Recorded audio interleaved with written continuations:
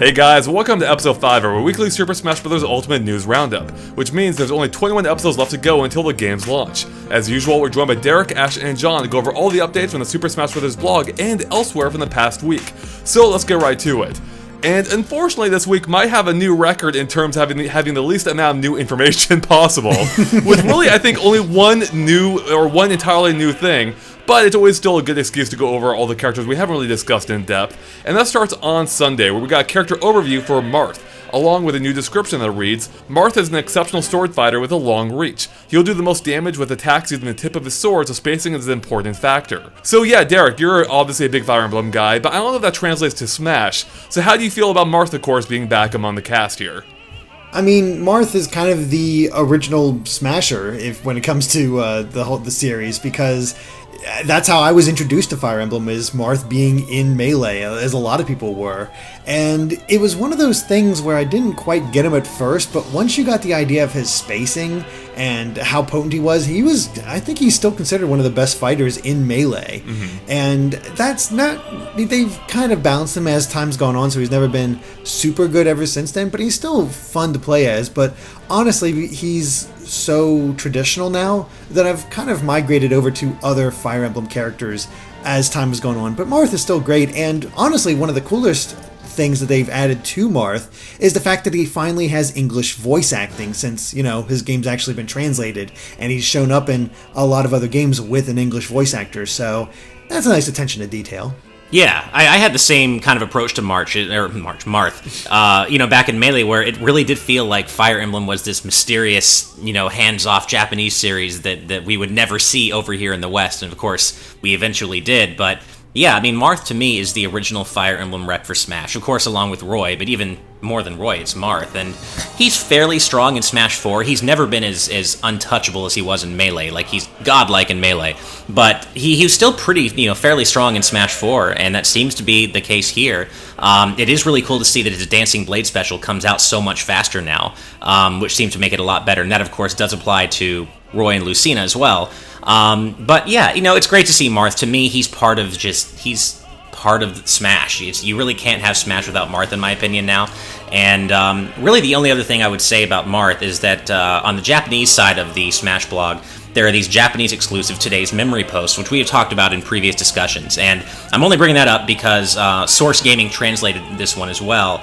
And Sakurai does mention that he does actually specifically name drop Fire Emblem Three Houses coming out Q2 next year. That doesn't really mean anything out of context, but we do know Sakurai's love of Fire Emblem characters in Smash, so just the fact that he mentioned it, maybe there's something there, more than likely not, but hey, you never know. I mean, it could happen, you could see it, but it's also, like, it felt like, I can't remember how much sooner before.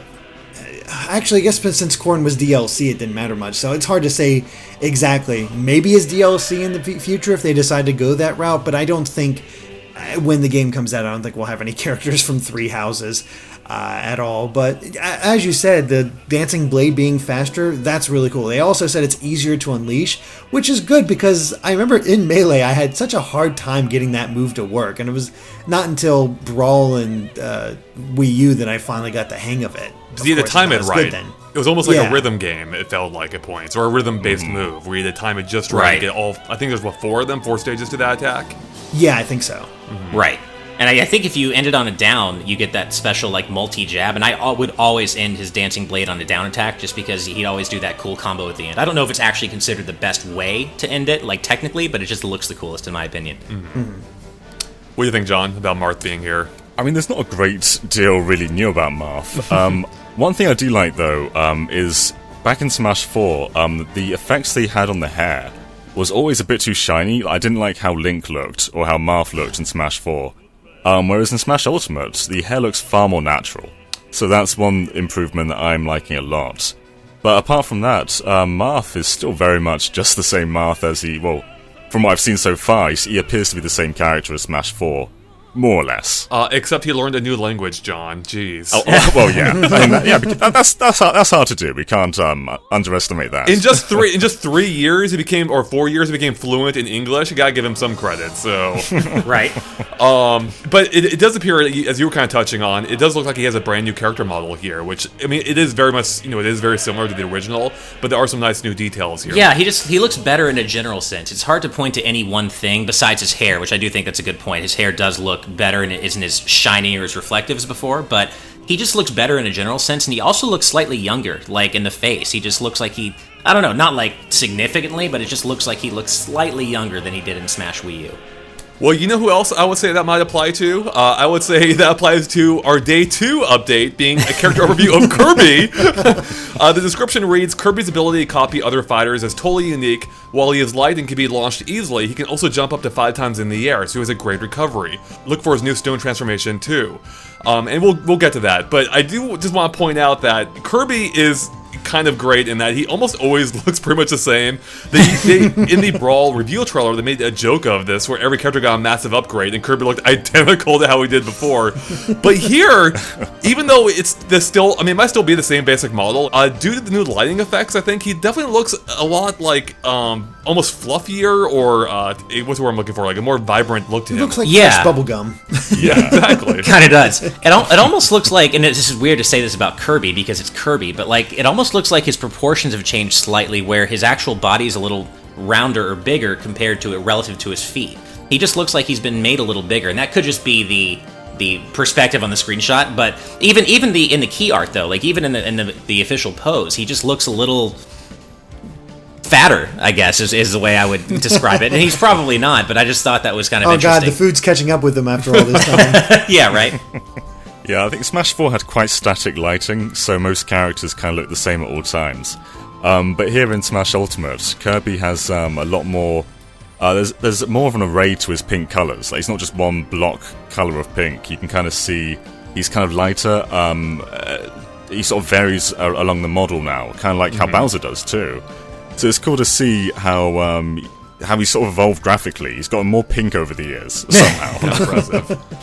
There you go. I mean, he started out white, so he can only get pinker, so... That's a good point, you're right. It's true. Very good point. And one of the fun things about Kirby, too, in every new Smash game is seeing what all of his new transformations look like, and we've of course seen that with Kirby, or with Inkling and Ridley, but it's just always fun to think about not only who else are they going to add, but what's the Kirby version of that going to look like as well. When Sakurai pointed that out in the E3 Direct, the Smash Direct, if you will, where he said Kirby's one of the more difficult characters because each time they have to keep adding more and more transformations to Kirby, and now he's gonna have 66 of them so far. And counting. Yeah, somewhere around there. Speaking of the Inkling transformation, that one's kind of interesting because what Kirby basically does is he gets a splatter shot, and because Kirby can't refill his ink because he's not a squid kid.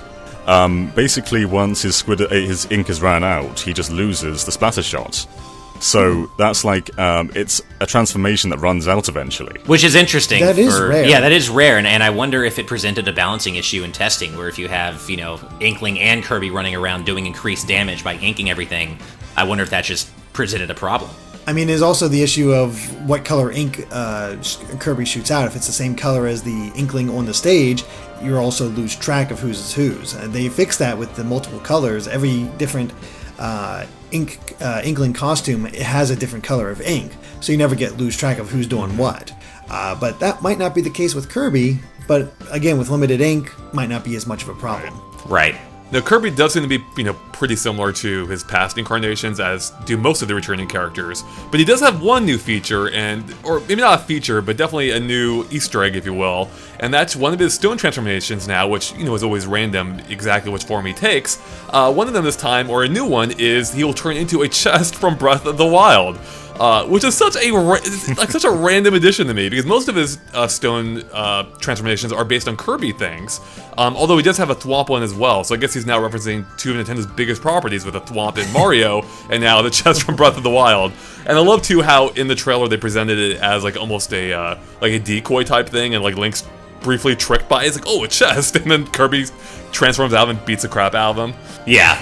Yeah, it's a great addition, but it ties into those things where Sakurai gives you a little bit, and as soon as you see that, you see the possibilities for even more, and you want that more. Because I see this like, oh sweet, Breath of the Wild chest. Okay, now I want a chest from this game, and this game, and this game, and this game. Just like all these different ideas, because that is kind of the core of the stone ability in Kirby games. There's just so many different transformations, including some incredibly rare ones, and maybe that'll be the case here with Smash as well. We haven't played enough to really see all of it, and I don't think anybody's taken the time to really try to see every single stone transformation in this game. But it does make me wonder if we're going to see maybe another beyond the Breath of the Wild chest. At least you know what would be the best rare transformation, Derek? Oh God, what? King K. Rool. That, yeah. Of course, naturally. I will say there is one aspect of Kirby I'm a little disappointed by, and that's his final smash. And it's cool and all to have his giant sword from Return of Dreamland and unleashing all that, but it's also just kind of bland. I was really hoping for an appearance by the Robobot this time around, because the Robobot is so cool. Yeah, I totally agree with that. I thought the, what were they, Ultra transformations in the Wii one? Is that what they were called? I think, yeah, Ultra Sword. Yeah, Yeah. that's specifically as Ultra Sword. Yeah, I found those to be pretty forgettable, because there was like no skill involved in using them. And it looks like they did make it a little bit faster this time, I think, like compared to the Wii U one. It looks like they sped it up. But still, when I think of Kirby, like I don't think of the Ultra attacks or whatever. I thought Brawl's Final Smash was a better fit for Kirby, like at least a funnier fit, with the taking on the chef ability and bringing everyone into his cauldron. I wish they would bring that back instead of this ability no one cares about, and by no one I mean me, and that's all that matters. Yeah, like it's true, because I feel like the Chef Kirby one was more Kirby, like it was more specific to him. At the same time, the Ultra Sword one is cool though. It looks really cool. It's satisfying to pull off. So, there's a bit of give and take there, but don't we have enough sword characters already, Ash? That is a good point, yeah. I don't know. I know the Robobot is newer and maybe not what you think of when it comes to Kirby, but it's just so out there, and I love Robobot so much that it just makes me want it. Well, what would have worked really well, maybe a nice confluence of both extremes, is the what was it called from Triple Deluxe, the Hypernova ability, because that's the extreme version of what Kirby does naturally, which is inhale everything, and I feel like that would be a really fitting final smash for him. And what's quite cool with that actually is Kirby's standard B is him inhaling in, and that's also the same attack that you use for Final Smashes too. So that makes a lot of sense. That would have been cool to see. Moving on to day 3, being Tuesday, we got our one brand new thing of the week, which is new music being the Mega Man 4 medley. So Ash, take it away. Oh man, yeah. So this is kind of a weird coincidence, because I was actually in Japan last week for the Rockman 30th Anniversary live concert. So I don't know if this perfect. Yeah, so I don't know if this. Yeah, I assume it was on purpose. I don't know for sure that it was, if it was timed that way, but. Oh my god, this medley is sounding so good. Jun Senoue is one of my favorite musicians. He's well known for his work in the modern Sonic games, and after hearing his take on this medley, I want a Jun Senoue Mega Man cover album with so many different songs, because the way it starts off with Dive Man's theme and then goes into Skullman's theme right before it fades out. Mega Man fans know Skullman's theme is a fan favorite, and they knew exactly what they were doing by fading out right there, and it's just... It's so good, and I've lost track of how many times I've listened to it already, and yeah, I mean, we know we already got a few medleys in Smash Wii U and 3DS, which were really cool, but none of them were by Jun Senoue, so I'm expecting even more from this one, and what's kind of cool about this, actually, is that this is one of 2 new Mega Man songs we already know about now, the other being a new rearrangement of Woodman's theme from Mega Man 2, which you can hear in Mega Man's character overview trailer, so... yeah, it's kind of cool that we're already getting 2 sneak peeks at new Mega Man music, and yeah, I mean, I could talk about this forever, but oh my god, I just want to hear more Jun Senoue takes on Mega Man music. I mean, you're gonna hate me for this, Ash. It's okay. It's okay. Hey, you know what? I respect our differences in opinion, even though you're wrong. I mean, the thing is, I've always pronounced it Jun Senoue, so I'm not sure how the correct pronunciation is, so forgive me for that. But he's very good. It's really cool and kind of surreal to have him go from Sonic to Mega Man. That is just an interesting idea. But I also don't have a lot of memories of Mega Man 4, so I hear this music and I'm like, yeah, it's good. It doesn't get me as hyped as you were, though. Well, I think that's totally fair. If you don't have like a touchstone for the original songs that are being covered here, totally, it's not going to have as much of an impact. And I mean, hey, I had the same, and I know Andre and I, slightly disagreed on the Kirby Air Ride rearrangement from last week, so I totally get it. Like, it's, not every new song is going to land the same with every person, Yeah, I mean, that's for sure, but I have almost no connection to Mega Man, as you definitely know, Ash. Right. And I have to side with Derek in this one. Like, it just didn't do anything for me, but that's because I'm not familiar with the original music at all, so... So I'm going to post the original songs in our Discord after this, and your homework for both of you is to listen to them. John, help me out here. I still need to pick up the Legacy Collection on Switch. But I haven't played Mega Man 4 that much, but actually I love this arrangement. I mean, Mega Man 4 is one of my lesser played of the NES games, but when I listen to this, I loved it. Yeah, I mean, even I'll say, as the the hardcore Mega Man fan here, 4 is actually one of my lesser NES Mega Man games. Like, it's not one of my favorite ones, and that actually extends to the soundtrack too. I think it's actually less consistent overall, but the songs he's got here in the medley so far are some of my favorites. So we'll see what else ends up being included in the medley. But of course, this just makes me hope that there's also a Mega Man 5 medley that has yet to be revealed, because that is my favorite in the classic series, soundtrack included. So fingers crossed. Going a little bit beyond this, since we do have Jun Senoue here, do you think we'll finally see a lot more, or at least some more rearrangements and whatnot for Sonic? Because usually they just take his song and plop it in the game. I hope so, yeah, because, like you said, they really haven't done a whole lot for Sonic in terms of brand new rearrangements. In fact, the only one I can think of offhand is Jun Senoue's Angel Island Zone remix from Brawl, and that was way back in Brawl, so yeah, I hope they do actually use him for Sonic as well. Or somebody for him. Hopefully in a cover of Supersonic Racing from Sonic R. Oh, yes. Absolutely. That song's amazing. Yes, it is. All right, well, let's go ahead and move on to another update from Tuesday, being a new Pokeball Pokemon, Alolan Raichu. The description reads, he rides his tail and rushes the enemy. Since he moves freely around the stage, Alolan Raichu may be a bit difficult to dodge. And we've seen him in action already in the E3 demo, where sure enough, he just rides his tail across the stage, ramming into, or I think electrifying anyone he runs into, right? Right. Derek, you've been covering Pokemon a lot recently. What do you think about Alolan Raichu being here? I mean, it's kind of cool that we have all three stages of Pikachu's evolution. That's true. Here. We got Pichu, we got Pikachu, and we got at least Alolan Raichu. Where's Pika Blue, Derek? Meryl, is Meryl in this game? I can't remember. I feel like Meryl showed up once, but it's cool to have him here. It's a decent choice. Having the Alolan forms makes sense because they have that nice mix of who they are, but they're also just a little bit different that makes you intrigued by them. And this seems like a pretty good Pokeball Pokemon. Yeah, it's cool to see. It's cool to see Alolan Raichu here alongside Alolan Vulpix. So perhaps we'll see more Alolan form Pokemon. It's just nice to see new Pokemon anyway, either from actual Alola or just the Alolan forms of Kanto Pokemon. But yeah, given that we've already seen 2 Alolan forms, maybe we'll see a few more.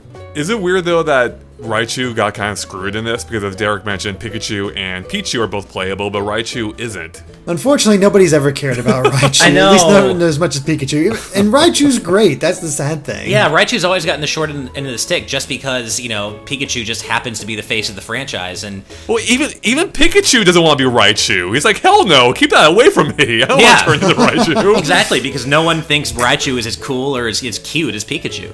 Yeah. And you notice that none of the Pikachu-like Pokemon from any of the future games evolves anymore. Yeah. That's a good point.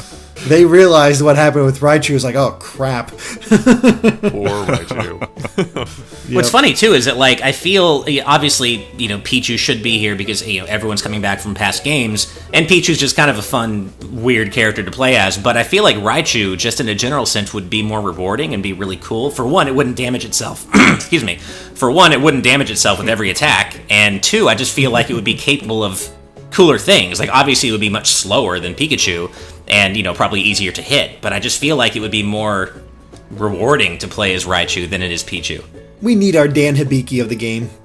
I guess the logical progression for Raichu would be, since Pikachu or Pichu damages himself with every attack, Raichu should heal himself with every attack. Oh man, that would be that would be really, really OP. But it's funny, you were talking earlier about now we have every evolution. Well, we don't, because what about Gorochu, you guys? The recently revealed Gorochu that I know Derek will be familiar with. Mm-hmm. Yeah, Gorochu's fine and all. I prefer the old school Peach, the original design for Pichu. Right. That's much cooler. Yeah. So that covers it for all of the blog updates for today. However, there was one more kind of big piece of news, but also not really at the same time, being a new interview with Sakurai posted on the Nintendo Switch news channel, which was helpfully transcribed entirely, or combined entirely by Nintendo Everything. I believe, Ash, you covered this for us, so do you want to give us like a super quick rundown of this? Because it was a pretty lengthy interview, so I don't think we need to go over all of it. Yeah. But what are the key points here? Yeah, so basically, go watch the interview if you want to see, every little point. But it was basically new context for stuff we already knew about. Not a lot of really new stuff, but, Sakurai once again mentioned how he felt that Melee was too hardcore, that it was too unapproachable for newcomers, and kind of tended to scare newbies off. And so they are designing Smash Ultimate to be kind of a middle ground, much like Smash 4 was, but also with an increased game speed, like an increased overall tempo, even compared to Smash 4, because that one had to, you had to worry about playing on the 3DS's small screen and stuff. So, once again, Melee's too hardcore, Smash Ultimate's trying to find that nice middle ground. But he does go into a little detail about the zoom effects that they've added to Smash Ultimate. There are actually two separate ones called the Special Zoom and the Finish Zoom. And I don't need to go into the differences between them, but basically, they added these zoom effects because Smash is a game where the camera is always pulled out, and that kind of reduces the moment-to-moment intensity. So they wanted to add an effect that felt good and felt satisfying when you landed a really powerful attack or a match-ending attack. And then I'll just go into the little thing about taunts. There was kind of a humorous bit about taunts at the end of the interview, where the interviewer asks Sakurai, I've always wondered, where do each character's taunts come from? And Sakurai's brutally honest, and he just says, it's kind of just whatever I feel like at the time, which that's so Sakurai, and I love it. But then the interviewer also asks him, what's your favorite taunt? And Ridley Spoilers. Sakurai actually, spoilers. Sakurai actually specifically mentions Ridley's down taunt because it's one where Ridley stands up straight and you can actually see how tall he is. And Sakurai specifically mentions that he's about 4 meters tall. And he just basically keeps poking fun at Ridley, talking about how big he is. And then he's like, I never quite understood how he's a leader of the Space Pirates because he never seemed like the intellectual type. And he's just throwing all sorts of shade at Ridley. And that's how, yeah. No, that's interesting, because I was always under the impression that Ridley was kind of like a clever, smarter character. Am I mistaken in that impression, or... I don't think so. I kind of thought that too, actually. I mean, he built a He's freaking supposed robot, to be, right? but- He built a robot! Yeah, I mean, and you see the tech Yeah. in Metroid Prime of what the Space Pirates are capable of. It's just whenever you fight Ridley, he's not really showing his intelligence. It's Right. all about just the brutality. Well, I'm going to defer to John on this. He's Yeah. the Ridley authority. Yeah, there's a manga that's a prequel to the entire Metroid saga, and there's a segment where Ridley's kind of taunting Samus about her dead parents. So he's clearly aware, like he can communicate in English. He's aware that he's emotionally tormenting her. So I think he's a pretty clever character, and I actually feel like his implementation in Smash is pretty clever too. Like he actually comes across as more than just an animal. Like, he actually has motives to actually want to try and murder everyone, I feel. Which, that's a sign of intelligence. I just want to ask John how he can live with himself. How can you be okay with legally representing somebody who would emotionally torment someone over the death of their parents whom they killed? How are you okay I love with how this? that's your point, not the fact that he murdered both Mario and Mega Man. I mean, that's true. That's also true, yeah. In like the most brutal way possible. Like, just spears him with the tail. It's like, holy crap. So good. Yeah, I love that. I thought that interview was really interesting. I like, Ridley's taunt. I like the zoom, the presentational elements they're adding, like the zoom ins, for instance, which is Those zooms are made for tournaments. they really are. Like you're gonna hear people erupt during tournaments when that happens. And then also, just touching on real quick, the whole point with how Sakurai views a series as being like a casual, friendly enterprise, and I love that. Like, I really do think it should be focused on that. Most people aren't hardcore fighters or hardcore players. Most people who are going to be playing this are going to be playing it just casually, and that doesn't mean you can't have hardcore elements, and it can't be a part of the hardcore scene, or that it couldn't be a part of the hardcore scene. But I don't think Smash should ever be geared toward that demographic specifically. I mean, one of the Yeah. common things thrown at Smash as far as one of its bigger issues is the fact that you have to unlock all the characters. And usually there's one person who owns the game who's unlocking all the characters so he can have all those options available for him and his friends.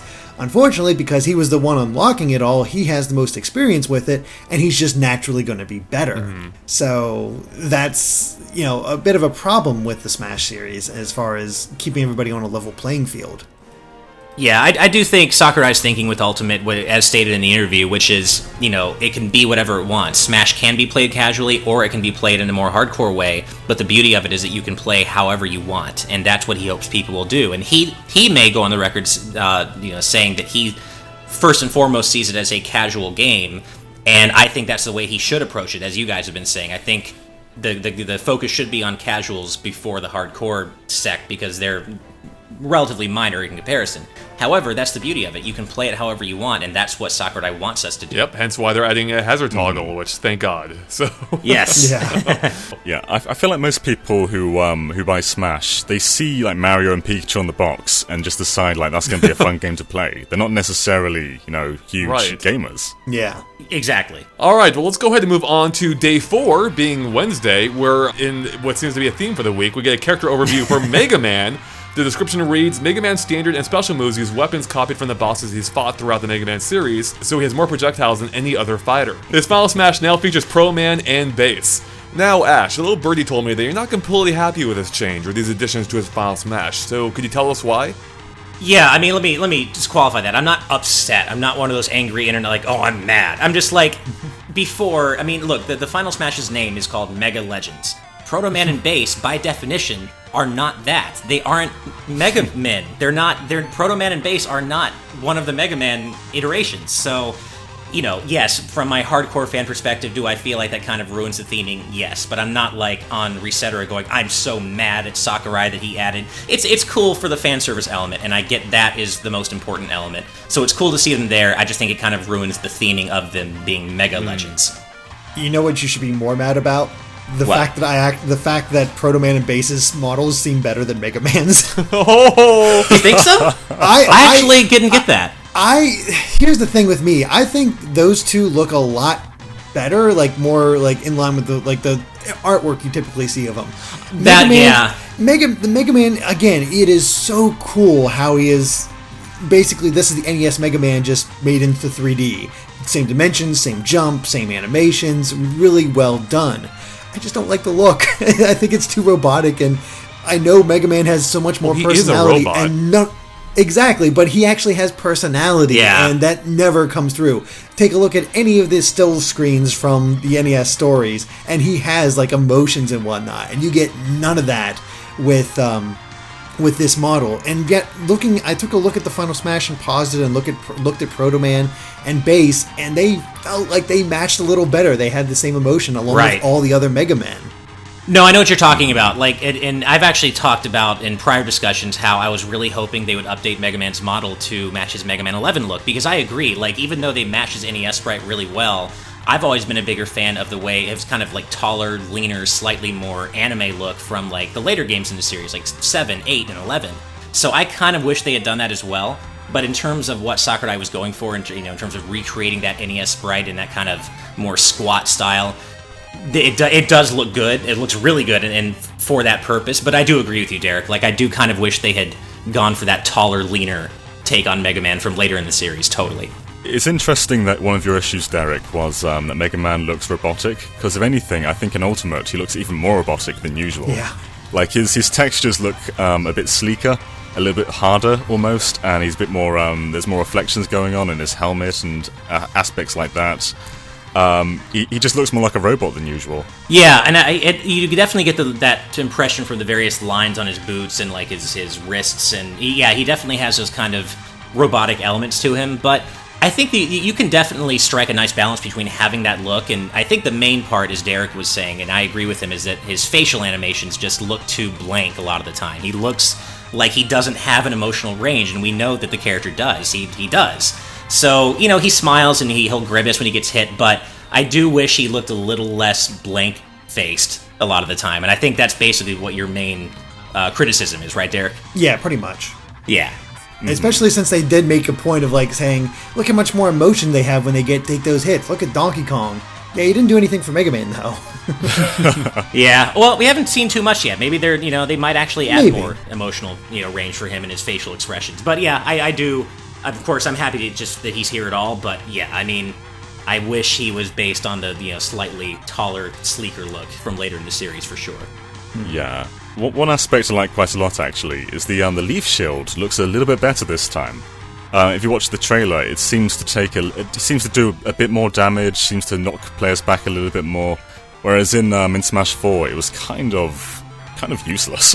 Yeah, no, I can tell you, it doesn't just look better; it is better. The leaves spin faster, they do more damage, and the throw, like the startup, is faster, and he throws it faster. So it's actually a good move now, whereas before it had its uses, but it was very situational. And now it actually feels like an equal part of his repertoire. So he really needed that buff, and I'm happy he got it. I've also been reading that his forward smash, his charge shot, has more range now. Which I don't think he needed more range. I necessarily needed it, but I'll take it. Oh my god. I'll take it. Hey, and just in general, from having played quite a bit of him in the Smash E3 or the Ultimate E3 demo, he definitely feels buffed, and he was already in the top 25% of the roster, so which is nice to see. But yeah, he's definitely been buffed, and Leaf Shield is a lot better. Oh joy. I get to fight that version of your Mega Man now. Yeah, I look forward to that. Well, only if it has working online this time, so... That's, true. Alright, so that's all the blog updates for Wednesday. However, we got some other news courtesy of the Nintendo vs. Twitter account that revealed the full look of the Wolf Amiibo along with pricing and release date information for it, Inkling, and Ridley, including the fact that it'll be launching on December 7th at $15.99, which is a slight price increase from the other Smash Amiibo, which were $12.99 and will continue to be that price, with only the new ones selling at the higher rate. I haven't bought Amiibo in a while, and apparently the Amiibo price did go up to $15.99 as kind of a standard. Okay. I didn't realize that either. I thought it was just a few Amiibo that happened to be that price, but apparently that's the new standard. So it actually is kind of cool that those original Amiibo are still going to be the old price in that. That is cool. Think about it in that way. So it's a matter of perspective. It's like if you got only the originals, like, oh man, it's so much more expensive. But if you're used to the new Amiibo, it's like, oh man, the old ones got a discount. That's true. Nice. And I feel like it would have been really difficult for them to re-release the old Amiibo at the new price and not change them and not actually, go in and make them any better, because people would be furious about that, understandably. But yeah, Wolf looks great. Not really much else to say. Yeah, no, there isn't. Looks good. He looks fabulous. Alright, well, let's go and move on to Thursday, where day 5, or shocker, we get another character overview, this time for Pit. The description reads, Pit is a well-balanced, well-rounded character with a defensive special that nullifies long-distance attacks and excellent recovery.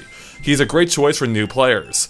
And that's interesting, because I don't know if I would ever associate him with being great for new players. I guess so? I don't know. I never seemed particularly simple to me.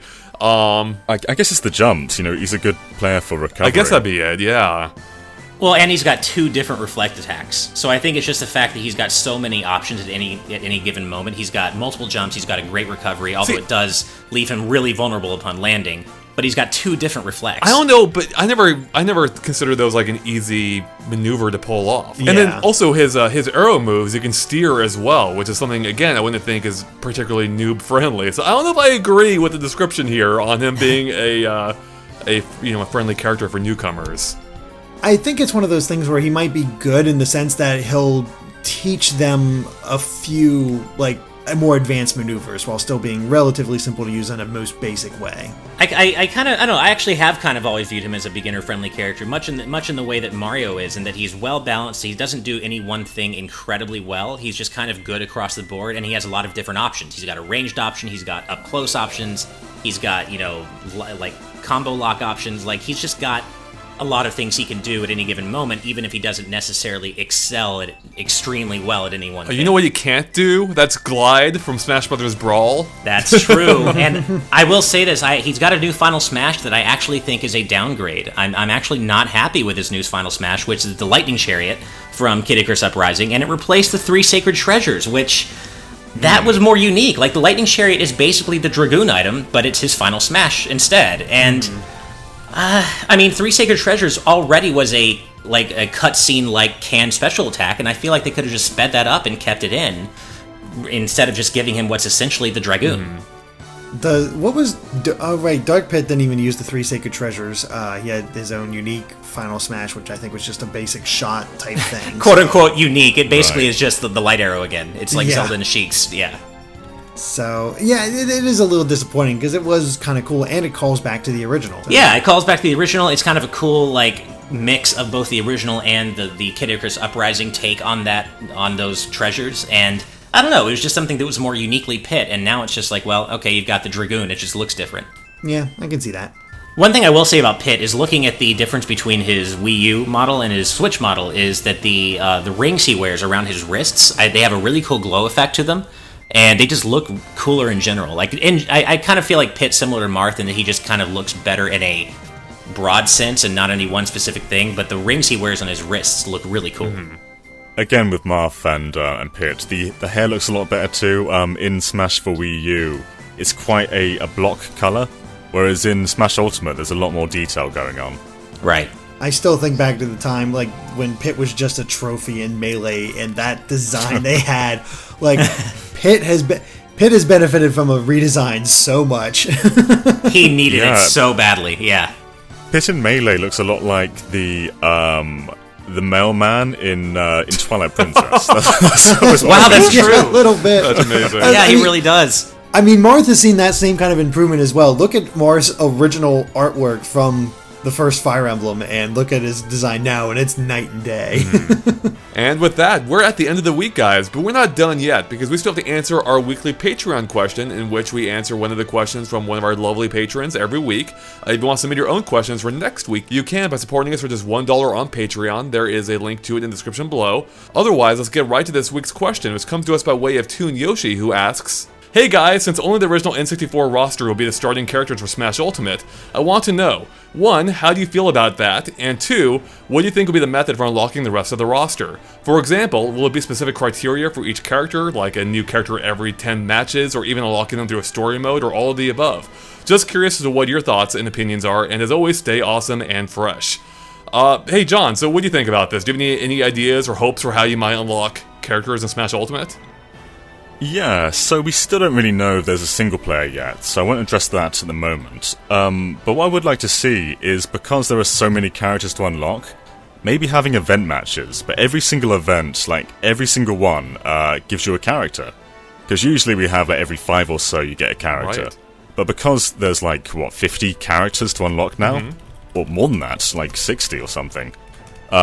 So yeah, I'd like every single one of those to give you a character, because that way you're just racing through it, and you can also choose like who you want to unlock. Like if you want to do the Ridley challenge, then you just go all the way to the end and do the Ridley event. Yeah, That'd be cool. I think that'd be cool. Yeah, I think given past games, I feel like there will be multiple ways to unlock at least some characters, if not every character, because you had it in the past where you could unlock characters by playing in like an insane number of versus matches, or in Brawl's case, meeting them in Subspace Emissary. So I feel like Sakurai will probably do that same thing, like, having each character have multiple unlock conditions. And he even touched on this in one of the interviews I transcribed, not the most recent one, but a couple of weeks back, one of the Famitsu ones, where he was actually comparing the process of unlocking characters to unlocking or purchasing cars in a racing game.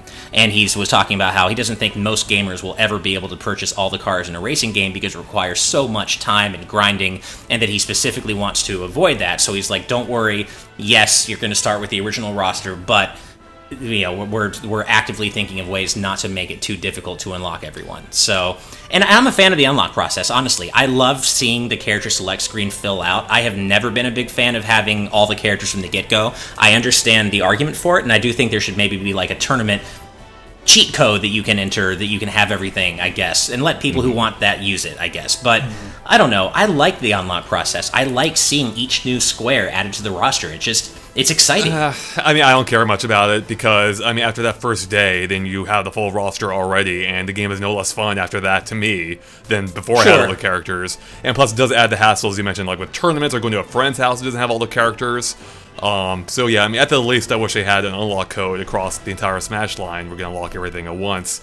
With that said, though, with it having unlocks, I do like the idea of, they're going to do something with it. At least I like the idea of starting with the original roster as something kind of interesting, at least. And so I am curious, though. The fact that they're doing that tells me that they might be doing something a little bit more interesting than the standard having multi-unlock conditions for these characters. Like, I mean, with this being the Ultimate Smash game, I wonder if they're going to find some way to tie these unlocks into, like, a celebration or a progression through the actual Smash series. Maybe you unlock the characters in order that they're actually added to the games, for instance. And didn't they kind of already touch on something along those lines in the Smash E3 Direct as well? Like, they were going through the characters in order of how they were introduced or something. I forget exactly what they did. But right. That's why these numbers are so big. They each character has a number, and that's the number That's the number for when they were introduced for the game. Right. So I feel like that's probably tying in some way. I don't think they did that just for the hell of it for the Direct. Yeah, I agree. I do think those numbers are going to play a significant role. So my ultimate hope, if so to speak, would be, I mean, obviously, like, I hope there's a story mode here, and if the unlocks are tied to that, where you encounter the characters, throughout the series as you're going through the story, that'd be amazing. I don't know if that's what they're gonna do. So at the very least, I'm hoping there's some kind of like adventure type mode, as we've touched on before, like from Melee, for instance, where maybe you unlock, you encounter the characters in that order. I think it would be cool though if they took elements from all the games and incorporated them into a new adventure type mode, where maybe you actually go through the Melee stages, for instance, as you encounter those characters, but beyond that, they take the same idea and apply it to the other new characters as well, where you go through like a stage from Kid Icarus Uprising, and that's how you unlock Pit, for instance. Well, I was actually talking about this exact thing with our good buddy Rogers Base at the Octopath Traveler launch event last night, and I mentioned this because I loved an idea that he brought up. It was such a good idea, and he was talking about how he thinks it would be cool if the character select screen actually changed, kind of touching on your idea, Andreas, of like a celebration of the entire series. He wants the character select screen to change appearance based on the characters you have. So it starts off looking like the Smash 64 character select screen. Then when you start unlocking Melee characters, it switches to a Melee theme. And then when you start unlocking Brawl characters, and so on and so forth. Mm-hmm. I don't think that's ever going to happen, but I do think that would be really, really freaking cool.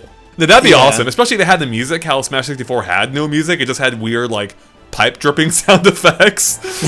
Oh, for the menus, yeah. Then it had like that really quickly looping like 2-note song for the character select screen. Yeah. Mm-hmm. Yeah. Here's an idea for a cheat. What if they allowed you to scan amiibos and that would unlock characters? Ooh. I think that could be cool, but more than that, I like that you used to have to fight a character before you unlock them. So I think it would be cool if scanning an amiibo gave you the chance to fight that character, and if you win, you get to unlock them. If you don't, well, you get to scan them once per day, so try again tomorrow. Like, that, I think, would be cool. I just have an idea now. Maybe we'll tie in a new story mode, I don't know, but you touched on something there with fighting the characters. I think you have to fight the characters. That's kind of an essential part of it, I feel like, especially if you're looking for some satisfaction out of it, where it feels like you actually did earn that character. What if they had a mode type thing where you battle these characters to recruit them? So you're recruiting these characters, and at any point, almost Breath of the Wild style, you can go on to take on Master Hand or whatever the final boss is. And the more characters you have, I mean, they could almost employ like a Smash Tour type thing, where you go through this roster of characters, and for each time you're knocked out, you go on to the next one. So the more characters you have, the better chance you stand at the end of the game to take on this final ultimate foe, whoever it might be. That would add to the sense of collection, where you're actually building like an army to take on this ultimate enemy. That could be cool too. Yeah, I like that idea, and I also was thinking of, and maybe this is just me, but I've always been a big fan of in-game shops that when you purchase stuff and build out your collection with in-game currency. And Smash has always been pretty good with that, and Smash 4 did that with trophies. I wouldn't mind if they had just an all-encompassing shop where you get coins for everything you do in Smash, and you can spend those coins on whatever you want. New characters, new stages, and that I'm not saying that should be the only way. Like, those things will become blanked out in the shop as you unlock them in other ways. But I think that would be cool to have a shop interface where you can choose what you unlock in what order. Mm-hmm. Yeah, that's entirely possible. I mean, going back to just whether or not I want it that way or not. I don't mind having to unlock characters because it encourages me to play through all the characters. Like, if they give me a huge roster right away, I don't know where to start. I don't know which character I want to play as first.